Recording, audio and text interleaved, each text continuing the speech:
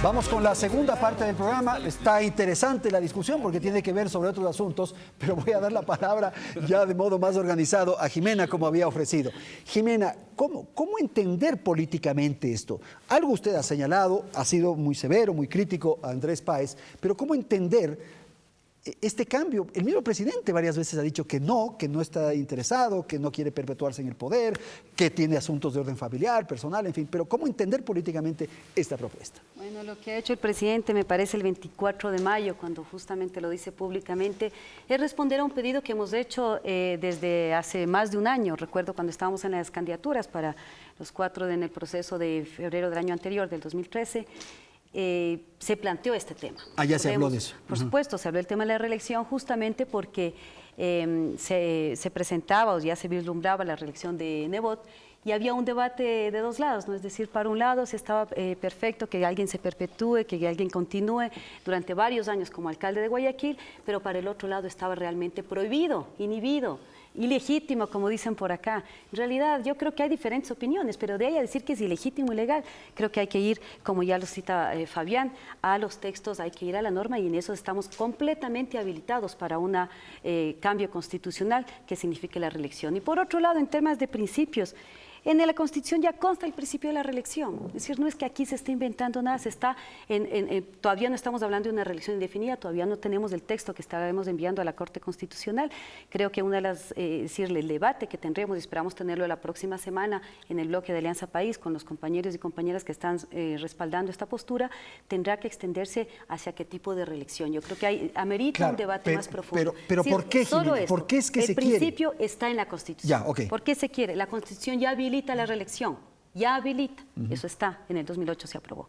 ¿Qué decimos? ¿Un periodo, 2 periodos, a periodo seguido o de manera indefinida? Ese es un debate adicional, pero aquí ya está ese principio consagrado. Entonces me parece que decir como que ahora recién se descubre el tema de la reelección como un mecanismo para una persona, porque además no es para una persona, serían para todas las dignidades de elección popular, es algo que se abre y se pone en el debate.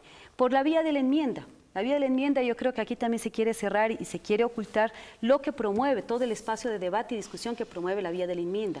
13 meses, dice, 12 meses, 12 meses como mínimo y un mes más como máximo. Para el segundo debate. Es decir, hay 13 meses en los cuales con la ciudadanía deberemos ir socializando, deberemos ir entendiendo cómo va este proceso de discusión. Creo que es importante conocer que existe más de un año, de tal manera que las condiciones políticas que en este momento nos harían presentar hasta octubre una propuesta de cambio a la Constitución, permiten o mantienen esta discusión y mantienen esta decisión. Claro, vamos a buscar una serie de caminos y de fórmulas y sin duda algunas van a ser válidas, otras no, unas van a ser aprobadas, otras van a ser cuestionadas, pero lo que no alcanzo a entender es por qué hacer una legislación y en este caso una reforma o enmienda constitucional en favor de una persona. Bueno, para usted, insisto, es en favor de una persona, estamos diciendo, el mismo texto va a decir todas las dignidades, es decir, eso ya es más de una persona. Si tomamos el número de indignidades que se eligieron en este periodo, en este 2014, son como 5.600, es decir, no es una, son 5.600.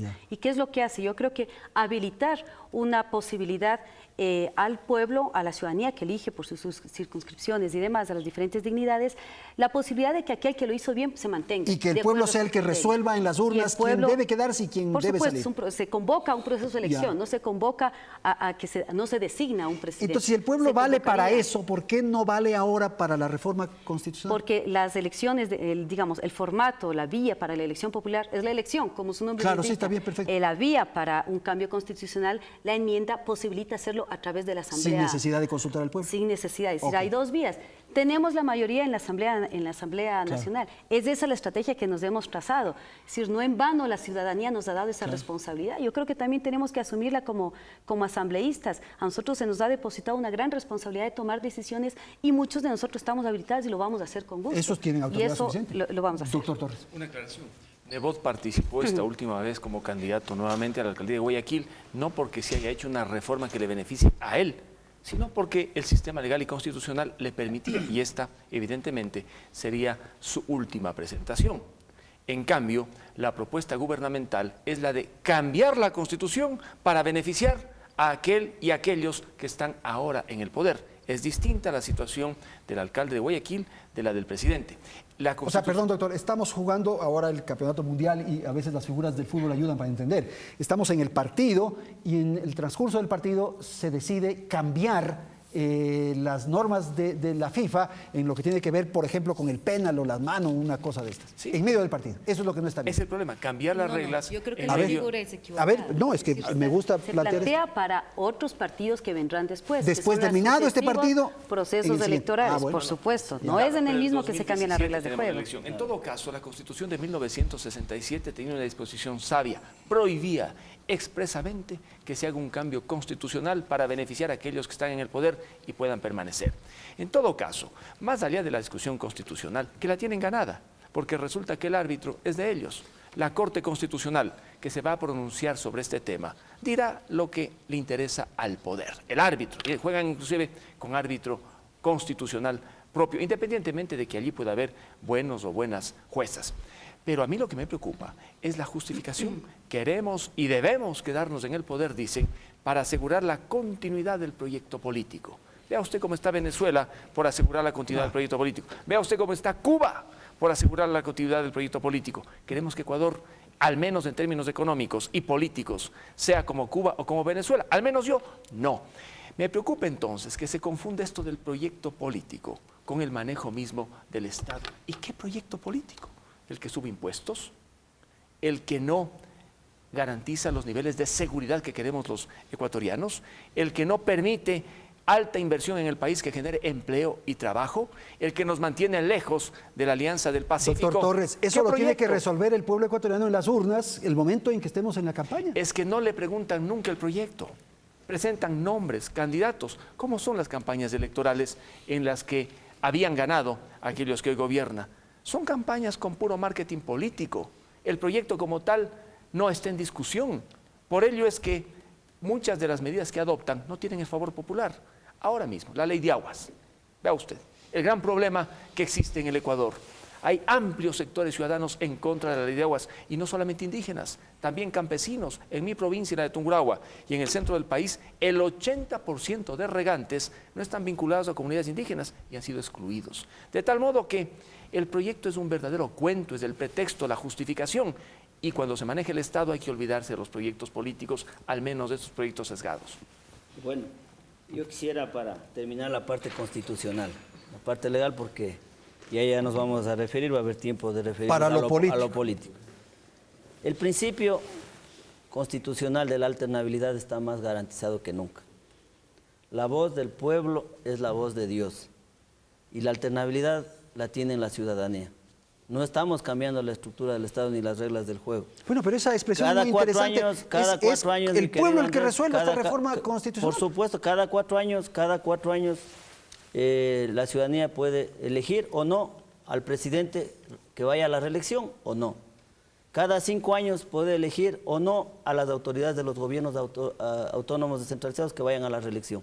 Entonces, definitivamente es fundamental. Yo creo que con esto se corrige estas contrapisas, estas situaciones de que no puedan participar las personas a la reelección, y obviamente la alternabilidad está garantizada por la ciudadanía. Y Fabián, si estuviera en la presidencia de la República, por ejemplo, el ingeniero León Febres Cordero, ¿usted estuviera de acuerdo en la reelección? Yo siempre he dicho, como jurista, estoy de acuerdo en corregir este error de esta reforma constitucional. Y si estuviera Abdalá Bucaram, igual usted estuviera de acuerdo. El pueblo es soberano, y ese también ha sido uno de los frutos de este proyecto de revolución ciudadana. La ciudadanía, el elector, el ciudadano sabe tomar conciencia. Ya lo hemos visto en las elecciones del 2013, en las elecciones del 2014. La gente sabe elegir. Y definitivamente, con todo cariño, este proyecto de revolución ciudadana es de ejemplo, no solo aquí en el país, sino en el mundo. Por ejemplo, en esto de sabe elegir, usted dice que el pueblo de Quito eligió muy bien a Mauricio Rodas. Bueno, ¿no? Son temas fundamentales. La ciudadanía tomó una decisión. El pueblo tomó esa decisión sabia, inteligente, no solo lúcida. Quito, hubo situaciones en varias provincias que definitivamente ese es el trabajo de las organizaciones políticas. Ese es el trabajo de los actores políticos, de definitivamente estar junto a la ciudadanía, informando, comunicando. Y definitivamente en la parte política, mi querido Andrés. Obviamente ahí está la oposición, únanse, recojan firmas, hagan un trabajo político y ganen las elecciones, eso es todo. Esto es todo, a ver. Así de simple. Se cojan firmas para que Claro. darle a Paredes a que les boten la basura, como hizo con el Yasuní, un descalificado. Plantear la alternabilidad en la Constitución no es un error. O dicho de otro modo, ¿dónde está el error de que la Constitución diga tiene que haber alternabilidad? Por lo tanto, el procedimiento de enmienda no corresponde. Pero hablemos en términos futbolísticos, ya que estamos en el Mundial. La cancha es de Correa y está inclinada. El árbitro, los jueces de línea, los veedores, todos son correístas, ¿no? Paredes, Consejo Electoral, todos los vocales, etcétera, etcétera. Organismos de control, correístas. El balón, de Correa. Los auspiciantes, de Correa. Los que transmiten, los comentaristas, los locutores, todos son correístas, con canales ajenos, incautados, que no han sido vendidos para supuestamente reparar los daños a las víctimas del Los feriado medios de comunicación bancario. son El aparato de Claro. parafernalia, Bueno. todo es Y los de espectadores Correa. también, pues. Claro, porque ningún ecuatoriano tiene la posibilidad ¿Qué de hablar hacemos aquí, un dice? sábado, ¿no es cierto? Durante 3 horas para que le transmitan 200 emisoras de radio y 8 canales de televisión. Y ahí no hay derecho de réplica, porque, vaya coincidencia, las sabatinas no son elementos de comunicación y por lo tanto nadie puede hacer nada. Y ahí su majestad puede insultar nomás, ¿no? Para que le den todas las garantías de que insulte, denoste, ultraje la dignidad de sus adversarios. Pero si a él le pasa algo, 40 milloncitos de dólares, ¿no? Y al tragacheque, $190 de multa. Entonces, hablando en términos futbolísticos, ya Correa va a ser candidato. O sea, en el 2017 va a ser candidato. Entonces, ¿qué tenemos que hacer? Bueno, esperemos al 2017 y vamos a las urnas. Ahí está. Pero no Eso. dejemos que durante 2014, 2015, 2016... centremos todas nuestras energías en discutir si el señor debe o no ser candidato. Si va a ser candidato, él va a ser candidato. Alianza País no tiene otro. Él va a ser candidato y punto. Entonces, vamos a las urnas. Pongamos las reglas de juego. Digámosle y ahí pues a sí. Correa, a ver, desafiémosle lo que le he dicho. Pero si es que no lo hace, igual vamos a las urnas. Pero mientras tanto, discutamos pues a ver si el proyecto se sostiene. Si es que el gobierno logra explicar cómo han salido durante 7 años 28,000 delincuentes de las cárceles sin ser sancionados. No hablo de los que tienen sentencia, no. Sin ser sancionados. 28,000 sin ser sancionados. Que explique el presidente Correa cómo es que están enjuiciados altos mandos del ejército y de la policía, mientras los que cometieron actos de terrorismo en la década de los 80, que asaltaron, que mataron policías disparándoles por la espalda, que secuestraron gente, son condecorados en la asamblea y les han hecho hasta monumento en Quito. Que explique eso. O sea, ¿qué es lo que hacían ellos? ¿Terrorismo? ¿Y quiénes son? ¿Quién es ahora el terrorista? ¿Pepe Acacho por estar en una protesta en su pueblo? Que Ok. explique el presidente de la República el desfile de presos políticos. Mayor Fidel Araujo, el coronel Patricio Aro, el coronel Galo Monteverde. O sea, un grupo de personas porque se rompe un vidrio que tienen que repararlo y está mal, se rompió un vidrio, una mampara, algo así en el canal de televisión. Pero eso no es terrorismo, no Ok. es sabotaje. Jimena, por favor. Bueno, y en ese desfile de presos políticos creo que le faltó citar a Galo Lara, triple asesinato de Quinsaloma. Así es como se quiere configurar un poco el escenario político, es decir, quien está en la oposición tiene todo el derecho a decir cualquier cosa, que es ilegítimo, que es dictador, etcétera, etcétera. Yo creo que el pueblo, la ciudadanía nos merecemos una mayor calidad de argumentación. Y creo que también hay que hacer un reconocimiento mayor a esa capacidad de decisión que tiene el pueblo ecuatoriano. Es decir, aquí estamos diciendo que las cosas se deciden o en esta mesa, o solo en la asamblea, o solo el presidente Correa en las sabatinas. A mí me parece que las cosas se están decidiendo en otros planos. 10 procesos electorales, 10 procesos complejos electorales en los que hemos pasado. Son 7 años en los que no ha habido lo que usted vaticinaba, ni contra Juan José Flores, ni contra García Moreno, ninguno de esos elementos se ha presentado durante 7 años. Si hay estabilidad, por algo ha de ser, como usted decía, los espectadores también están no solo aplaudiendo, están participando quizás de este partido. Están participando porque sienten los beneficios. Yo discrepo con lo que decía Luis Fernando Torres, aquí no se siente nada, aquí no pasa nada. Bueno, no dice lo mismo una madre del programa del Bono de Desarrollo Humano cuando sus hijos, cuando ya un 10%, un 13% de estas familias están yendo a la universidad.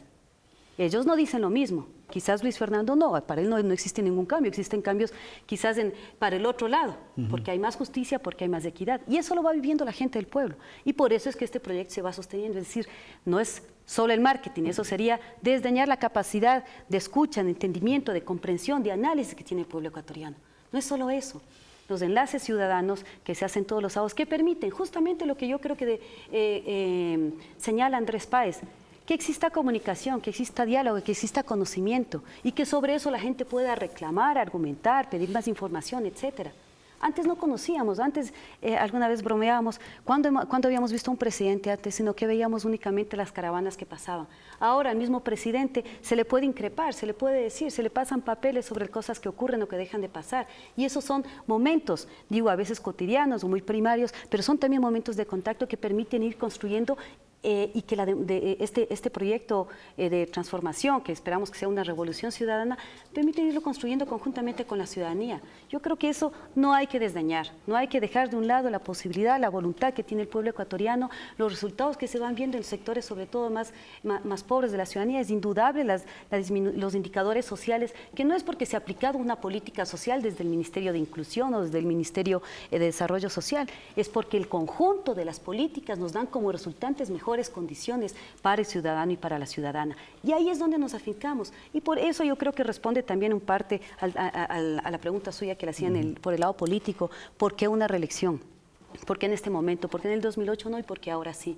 Porque creemos que este proceso en realidad puede tener continuidad. Y continuidad con esta oferta de un momento más de elección. Y puede tener continuidad con un solo personaje. No con una perpetuidad automática. En eso también hay que ser claro. Yo creo que hay que insistirlo porque a veces en el debate o en los medios como que se confunden las cosas. Es decir, parece que si se decide el tema de la reelección, pues ya que